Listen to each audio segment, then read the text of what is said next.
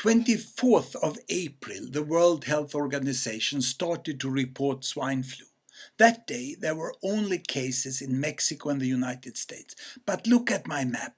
During the last 13 days, swine flu has hit a total of 23 countries in the world, including Sweden. The size of the bubble is the number of cases. And by May 6, the World Health Organization has confirmed 31 deaths, 29 in Mexico and 2 in the United States. Now these small red bubbles here represent the number of deaths in swine flu. Let me show you on the same map blue bubbles representing the number of people who died from the tuberculosis infections in their lungs during the same 13 days.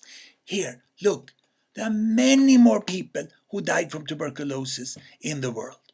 I will give you the numbers.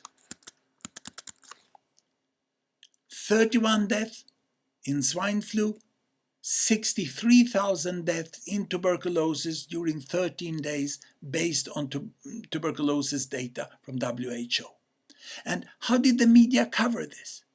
Well, looking in Google's news search, the number of news reports on swine flu was 250,000.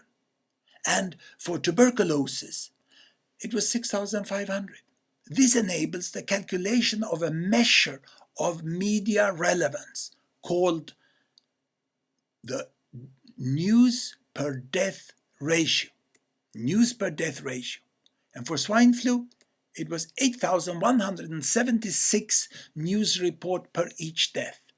And for tuberculosis, it was 0.1 report per each person that died.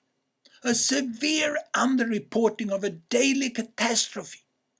Now, I admit that swine flu may turn into a future catastrophe, and therefore I support all the measures taken by the disease control agencies of the world.